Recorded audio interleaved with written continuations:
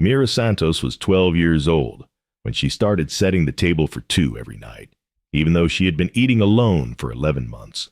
One plate for herself and one for the father who had died of cancer, and left her with a grandmother who loved her, but did not know how to reach her.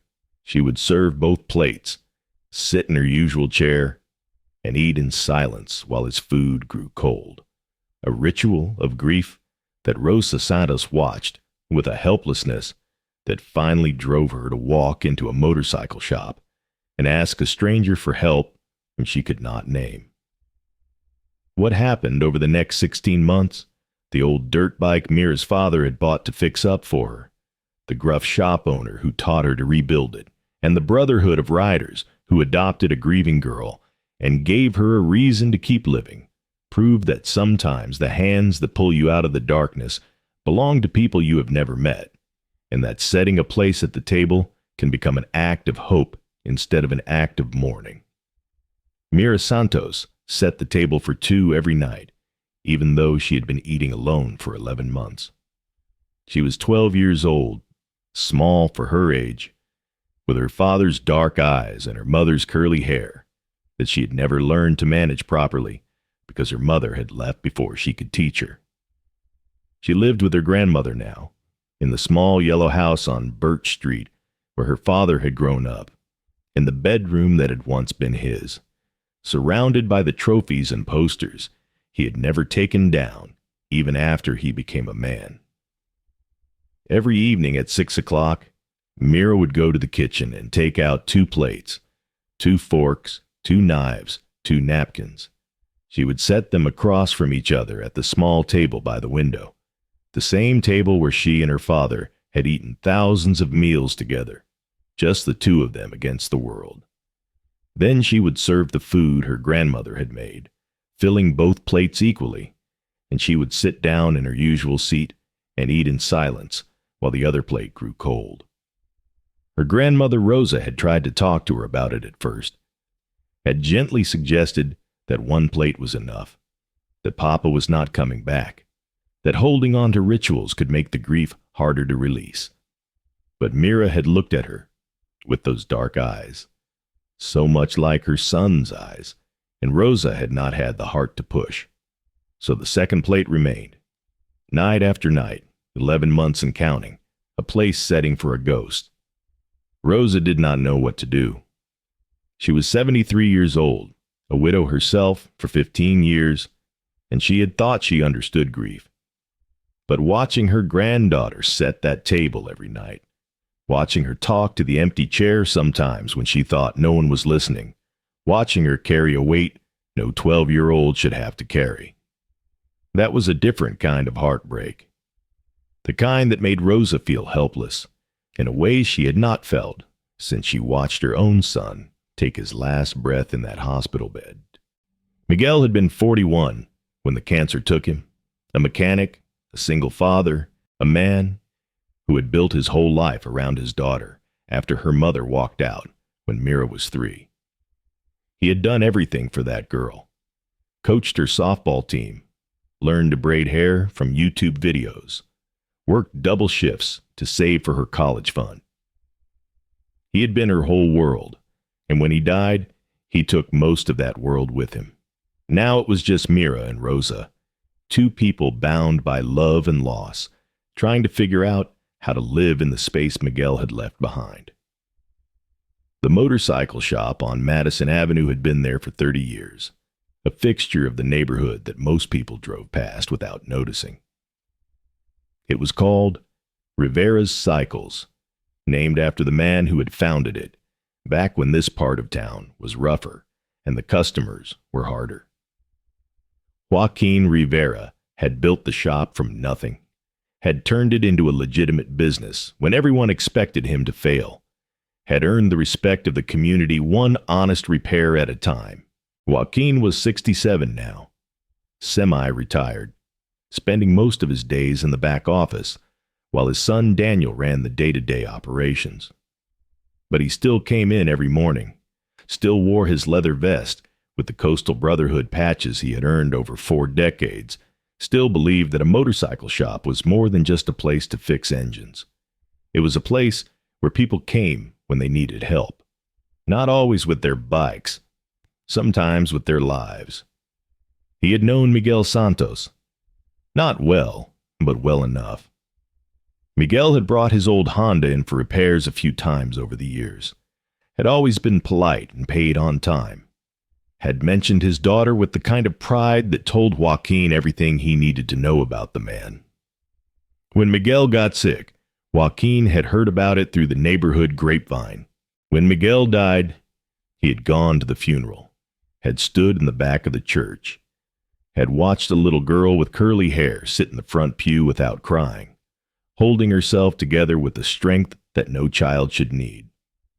He had thought about reaching out to the family afterward, had meant to stop by, offer condolences, see if there was anything the shop could do.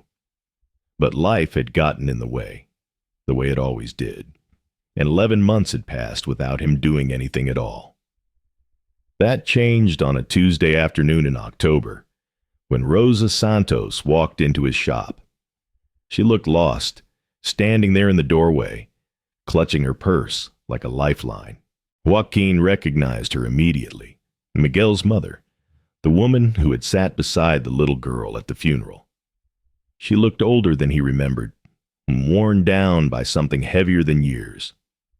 He walked over to greet her, asked how he could help, expected her to say something about a car problem or maybe selling Miguel's old Honda that was probably still sitting in her garage. Instead, she started to cry. It took a few minutes for the story to come out, broken up by apologies and tissue dabbing and the embarrassment of falling apart in front of a stranger. But Joaquin was patient. He had learned long ago that sometimes the most important thing you could do was simply stand there and let someone speak. Rosa told him about Mira, about the table set for 2 every night, about the grades that had dropped from A's to C's, the friends who had stopped coming around, the softball team she had quit without explanation, about the girl who used to laugh and sing and fill the house with noise, now silent as a shadow, going through the motions of living without actually being alive. She told him she did not know what to do. The grief counselor at school said to give her time. The therapist said she was processing in her own way. Everyone said, be patient, let her grieve. Do not push too hard. But 11 months had passed and nothing was changing, and Rosa was terrified that she was watching her granddaughter disappear the same way she had watched her son disappear, slowly and then all at once. She did not know why she had come here, did not know what a motorcycle shop could do for a grieving child.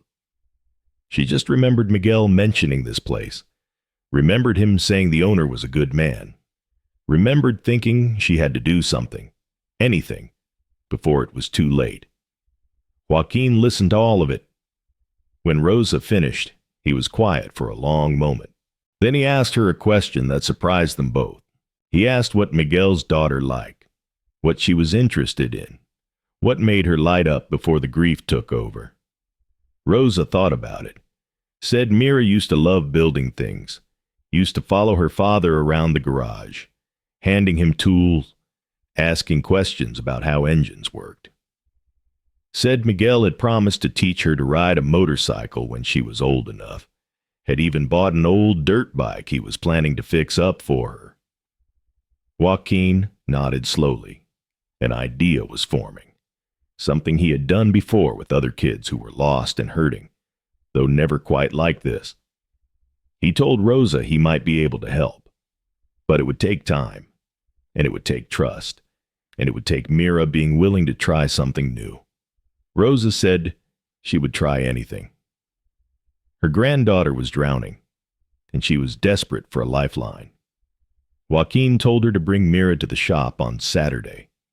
He could not promise anything, but he could offer her a place to come, something to do with her hands, people who understood what it meant to lose someone and keep going anyway. It was not a solution, but it was a start. Hit subscribe if you believe that healing takes a village, Comment where you're watching from, and share this with someone who needs to know that grief does not have to be carried alone. Mira did not want to go to the motorcycle shop. She did not want to go anywhere. She wanted to stay in her room, in her father's old room, surrounded by his things, where she could still smell him sometimes if she buried her face in his old flannel shirts that she refused to let her grandmother wash. But Abuela had asked, and Abuela never asked for anything. And Mira could see the worry in her grandmother's eyes that had been there since the funeral, growing heavier with each passing month. So she put on her shoes and got in the car, and let herself be driven to a place she did not want to be.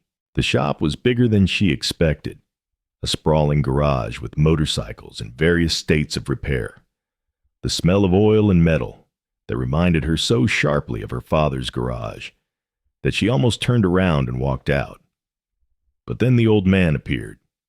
He was tall and weathered, with gray hair pulled back in a ponytail and a leather vest covered in patches. He looked like someone her father might have known, might have respected, might have called a friend. He walked toward her slowly, not crowding, and introduced himself as Joaquin. He did not offer condolences, did not say he was sorry for her loss, did not give her that look of pity she had learned to hate over the past 11 months. He just told her he had a problem and asked if she wanted to help him solve it. Mira blinked at him, confused. He led her to the back of the shop, where an old motorcycle sat on a lift, clearly broken and neglected. He told her the bike had belonged to a man who had passed away, and the man's family wanted to see it restored, but did not know how to do it themselves. He told her he had seen her father work, had noticed the way she used to hand him tools, had heard she knew her way around an engine. He asked if she would be willing to help him bring this bike back to life. Mira stared at the motorcycle. It was rusted and sad, missing pieces, obviously abandoned for years. Something about it made her chest hurt in a way she could not explain. She asked whose bike it was. Joaquin was quiet for a moment, then he told her the truth. It was her father's bike. The dirt bike Miguel had bought to fix up for her. The one that had been sitting in Rosa's garage since he got too sick to work on it. Joaquin had asked Rosa's permission to bring it to the shop, to give Mira a project that connected her to her father in a way that moved forward instead of standing still. Mira's eyes filled with tears for the first time in months. She had not cried at the funeral, had not cried in the weeks and months after, had held everything inside because crying meant admitting he was really gone. But standing there in front of her father's unfinished dream, she finally broke. Joaquin did not try to comfort her with words. He just handed her a clean shop rag and stood nearby, solid and present, while she cried for everything she had lost. When the tears finally slowed, he asked her again, did she want to help him finish what her father had started? Mira wiped her face with the rag, looked at the bike, looked at the old man who was offering her something she did not know she needed. She said yes. The first few Saturdays were difficult. Mira barely spoke, just showed up and did whatever Joaquin asked her to do. Cleaning parts, organizing tools, small tasks that required her hands but not her heart. She was testing him, Joaquin knew, waiting to see if he would give up on her the way she expected everyone to give up eventually. He did not give up. Every Saturday morning, he was there when Rosa dropped her off. Every Saturday afternoon, he walked her through something new about the bike, explaining how the pieces fit together, letting her do the work while he guided her hands. Every Saturday evening, he thanked her for her help and told her he would see her next week. Slowly, almost imperceptibly, she began to open. It started with questions. Technical questions at first, about carburetors and spark plugs, and the difference between two-stroke and four-stroke engines. Joaquin answered everyone, taking her seriously, never talking down to her because of her age or her grief. Then the questions became more personal. She asked how long he had been working on motorcycles, asked if he had kids, asked if he had ever lost someone. Joaquin told her about his wife Maria, who had died of a heart attack 8 years ago. So sudden, there was no time to say goodbye. He told her about the months after, when he could not look at her side of the bed, could not eat at their kitchen table, could not do anything but work on engines, because engines made sense in a way that grief never did. He told her that the pain never fully went away, but it changed shape over time, became something you carried with you instead of something that crushed you. He told her that her father would not want her to stop living, would want her to find joy again, even if joy felt impossible right now. Mira listened without responding. But the next Saturday, she arrived with her hair actually brushed, and she smiled when she saw the progress they had made on the bike. It was a small thing, but small things mattered. If you're enjoying this story, hit that hype button right now. It's free, takes a second, and helps this video reach more people who need to see it. Now back to the story. By December, the bike was starting to look like something. The rust had been sanded away. The missing parts had been tracked down and ordered. The engine had been taken apart and cleaned and was slowly being reassembled. Mira knew the name of every component now, could identify problems before Joaquin pointed them out, was developing the instincts of a real mechanic. But more than that, she was developing something else, a reason to get up on Saturday mornings, a place where she felt useful instead of broken, a connection to her father that was about creation instead of just mourning. The other people at the shop had started to notice her too. Daniel, Joaquin's son, had taught her how to properly torque a bolt. Maria Elena, the shop's office manager, always had a snack waiting for her when she arrived. The customers who came in for repairs started recognizing her, asking about the project bike, telling her she was doing great work. And then there were the riders. The Coastal Brotherhood was not a large club, maybe 30 members, but they were tight-knit and protective of anyone Joaquin brought into their orbit. When they found out about Mira, about her father, about the project that was helping her heal, they adopted her the way they adopted anyone who needed adopting. They started showing up on Saturdays, not all at once, but in rotation, different faces each week. They would work on their own bikes nearby, make conversation, include her in their jokes without making her feel like a charity case. They told her stories about rides they had taken, places they had seen, the freedom of the open road. And they told her stories about loss, because every single one of them had lost someone. Parents, siblings, friends, brothers who had died in accidents or from illness, or from the slow erosion of addiction. They understood grief in a way that her school counselor never could, and they gave her permission to feel everything she was feeling without trying to fix it or rush it or make it go away. Rosa noticed the change first. Her granddaughter was talking again. Not a lot, not about the big things, but about carburetors and engine timing, and a man named Joaquin who was teaching her to bring a motorcycle back to life. She was eating better, sleeping better, doing her homework without being reminded. And one night in December, almost a year after Miguel's death, Rosa came into the kitchen to find Mira setting the table. One plate, one fork, one knife, one napkin. She looked up at her grandmother with wet eyes and said she thought Papa would want her to stop waiting for him and start living again. Rosa held her granddaughter for a long time after that, both of them crying, but differently than before. These were tears of release instead of tears of drowning. Tears that said, "We are going to survive this." When Rosa called Joaquin to thank him, she could not get through more than a few words before her voice gave out. He told her no thanks were necessary. Said Mira had helped him as much as he had helped her. Said there was something about teaching the next generation that made all the loss worth carrying. He did not tell her the whole truth, which was that working with Mira had reminded him why he started the shop in the first place. Not for the money or the reputation, but for moments like this, for the chance to take something broken and make it whole again.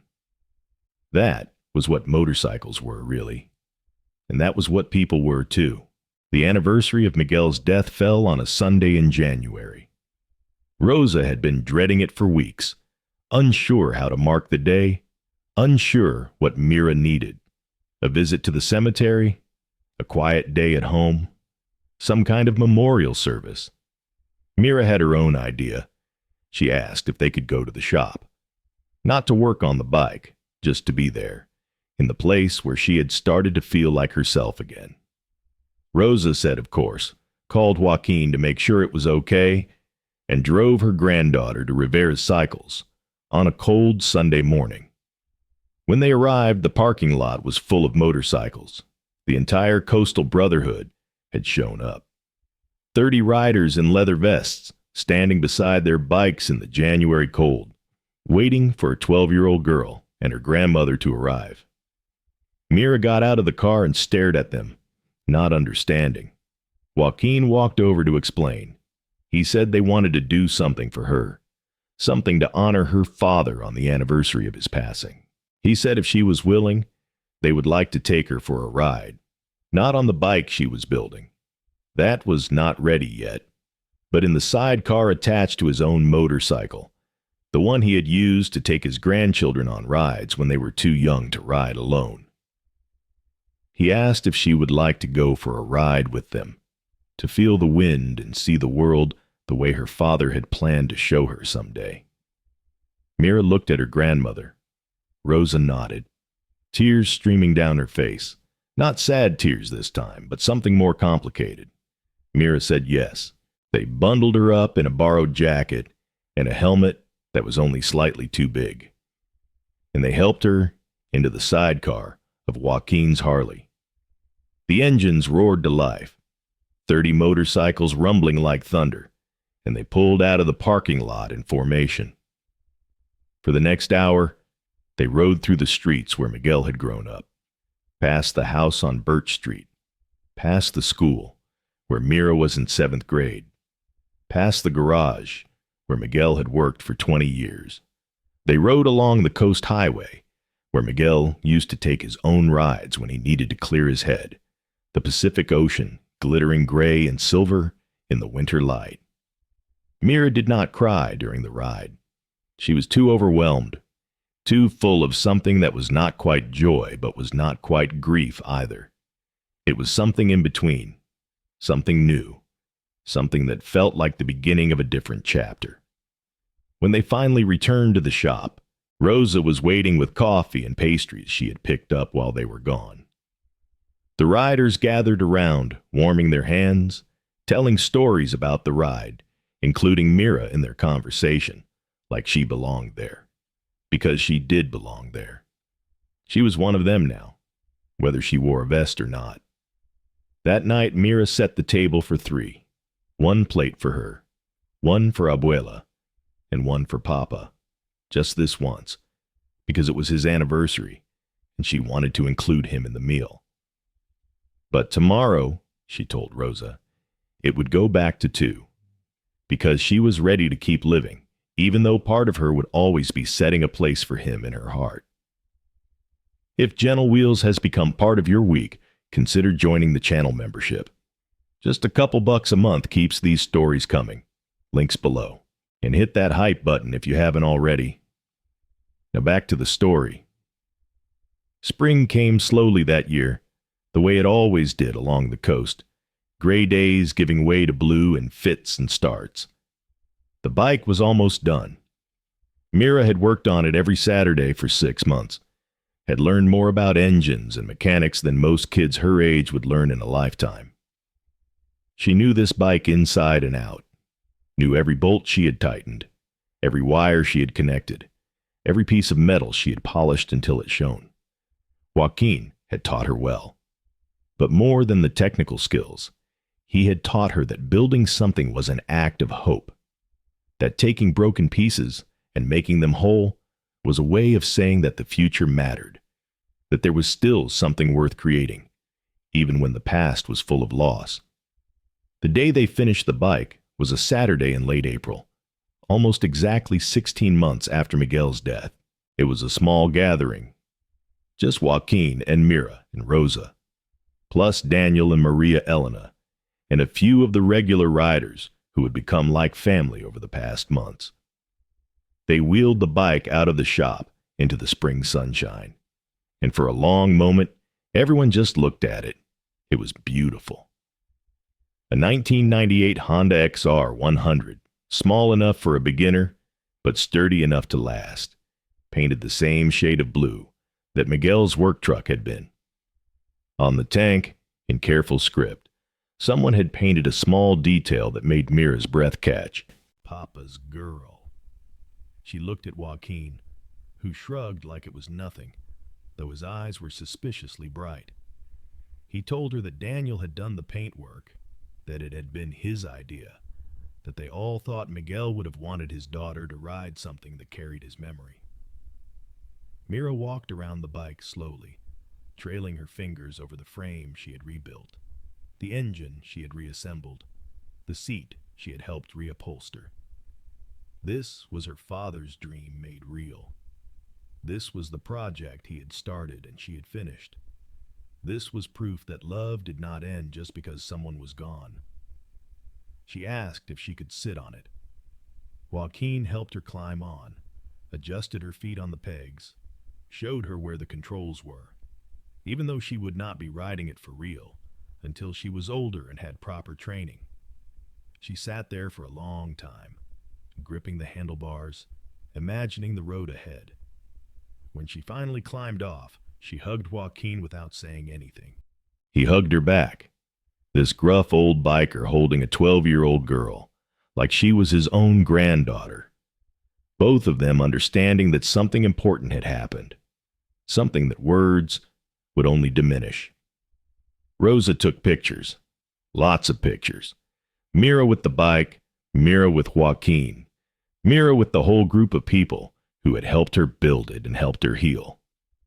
Later, when they loaded the bike into Joaquin's truck to take it home to Rosa's garage, Mira asked him a question.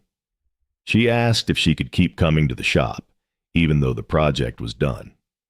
Joaquin smiled and told her she could come every Saturday for as long as she wanted.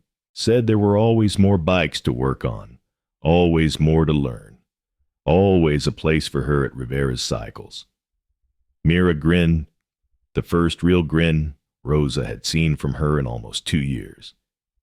She said she would be there. The years that followed were not perfect. Grief does not work that way, does not follow a straight line from broken to healed. There were hard days and setbacks, anniversaries that hit harder than expected, moments when Mira missed her father so much she could not breathe. But she was not alone anymore. She had Rosa, who loved her fiercely and learned to give her space when she needed it, and presence when she needed that instead.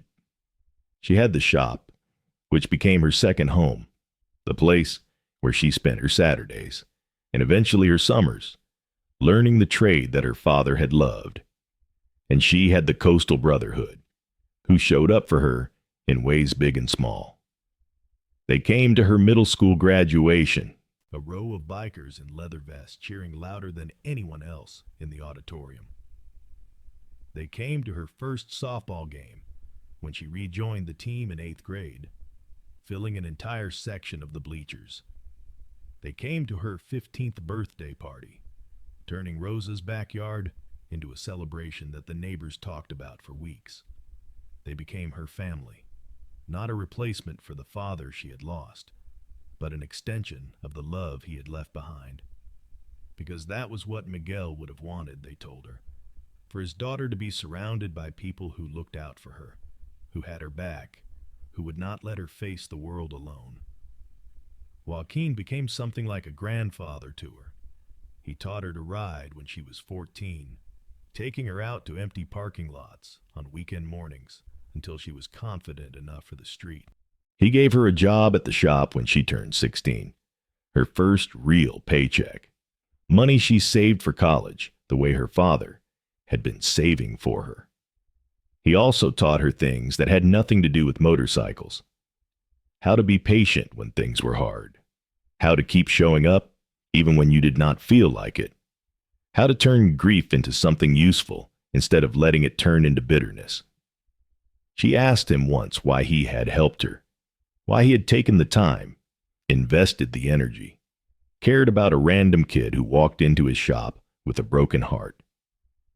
Joaquin thought about it for a while before answering. He told her about his own daughter, Lucia, who had died in a car accident when she was 19. Told her about the years of darkness that followed, the rage and the despair and the feeling that nothing would ever make sense again. Told her about the moment he realized that the only way through the pain was to use it for something, to take the love he could no longer give to Lucia and give it to the world instead. He said helping Mira had helped him, said watching her rebuild that bike, watching her rebuild herself, had reminded him why he was still here. Said the dead live on in what we do for the living, and that every kid he helped was a way of honoring the daughter he had lost. Mira did not know what to say to that, so she just hugged him, the way she had on the day they finished the bike, and let the silence speak for itself. Mira Santos graduated from high school at 18 with a scholarship to a community college program in automotive technology. The graduation party was held at Rivera's Cycles, because of course it was. The shop closed early for the day. The garage bays cleared out and decorated with streamers and balloons. Tables set up with food that Rosa and Maria Elena and half the neighborhood had spent days preparing. The Coastal Brotherhood came in full force. 40 riders now, the club having grown over the years, and every single one of them claimed some credit for how Mira had turned out. They had watched her grow from a grieving 12-year-old into a confident young woman, had been there for every milestone, every struggle, every triumph. Joaquin gave a speech that made everyone cry, even the toughest bikers who claimed they never cried about anything. He talked about the day Rosa had walked into his shop with desperation in her eyes, about the girl who had shown up that first Saturday, hollow and hurting, barely able to look anyone in the eye, about the woman standing before them now, strong and capable and full of the life her father would have been so proud to see. He said Miguel's greatest achievement was not the engines he had rebuilt or the cars he had fixed. It was the daughter he had raised, the human being he had shaped, the legacy he had left behind in her. But then he gave her a gift. It was a leather vest, not the club's official vest with full patches, because she had not earned that and might never want to, but a vest of her own, with a single patch on the back. The patch said Rivera's Cycles, and underneath it, in smaller letters, family. Mira put it on and did not take it off for the rest of the night. She still sets a place for her father sometimes. Not every night, not even every week, but on his birthday, and on the anniversary of his death, and on random days when she misses him more than usual. She will set out 2 plates and 2 forks and eat her meal across from an empty chair. It is not sad anymore, not the way it used to be. It is a ritual of remembrance, a way of keeping him present, a reminder that love does not end just because someone is gone. She lives in her own apartment now, a small place near the community college, decorated with photos of her father and her grandmother and the found family that helped her survive the hardest years of her life. The motorcycle she built, Papa's Girl, sits in her parking space, well maintained and regularly ridden, a piece of her father that she carries with her everywhere she goes. Rosa is 80 now, slower than she used to be, but still sharp, still showing up to family dinners and shop events and anything that involves her granddaughter. She tells everyone who will listen about Mira, about what she has accomplished, about the remarkable young woman who emerged from the wreckage of unimaginable loss. Joaquin is 74, officially retired now, but still at the shop every day, still wearing his vest, still looking for kids who need a place to belong. He says Mira was the one who reminded him why he does this work. She says he was the one who saved her life. They are both right. The Coastal Brotherhood still rides, still shows up, still treats Mira like the little sister they adopted all those years ago. They were there when she got her associate's degree. They will be there when she finishes her bachelor's. They will be there for whatever comes next, because that is what family does. And once a year, on the anniversary of her father's death, Mira leads a memorial ride. 30 or 40 motorcycles, rumbling through the streets where Miguel grew up, past the house on Birch Street, along the Coast Highway, where the Pacific glitters in the winter light. They ride in his honor, in his memory, in gratitude for the daughter he raised, in the community he was part of. At the end of the ride, they gather at the cemetery. Mira places flowers on her father's grave and tells him what she has been up to, what she is learning, who she is becoming. She thanks him for being her father. She tells him she loves him. She promises to keep making him proud. Then she gets back on her motorcycle, the one she built with her own hands in a shop full of strangers who became family, and she rides home. Because that is what her father taught her. That is what Joaquin taught her. That is what everyone who loved her taught her. You keep moving, you keep building, you keep living. And you never forget to set a place at the table for the people who got you there. Thank you for watching this story about a 12-year-old girl who set the table for two every night after losing her father, and the motorcycle shop owner who helped her find a reason to keep living. It was inspired by the real grief support programs and community organizations that help children navigate loss, and by the countless found families who step in when children need more than the world has given them. If you know a child who is struggling with grief, reach out. It does not have to be grand or complicated. Sometimes it is just a project to work on. Sometimes it is just showing up. Sometimes it is just letting them know that they are not alone, that their pain is seen, that there are people in this world who will not give up on them. The National Alliance for Grieving Children has resources at childrengrieve.org. The Dougie Center for Grieving Children can be reached at dougie.org. Help is out there. Connection is out there. Hope is out there. Subscribe to Gentle Wheels. Hit that hype button to boost this video. And if you want to support what we do, the membership link is below. Share this with everyone who needs to remember that grief does not have to be carried alone, and that sometimes the people who help us rebuild are the ones we never expected.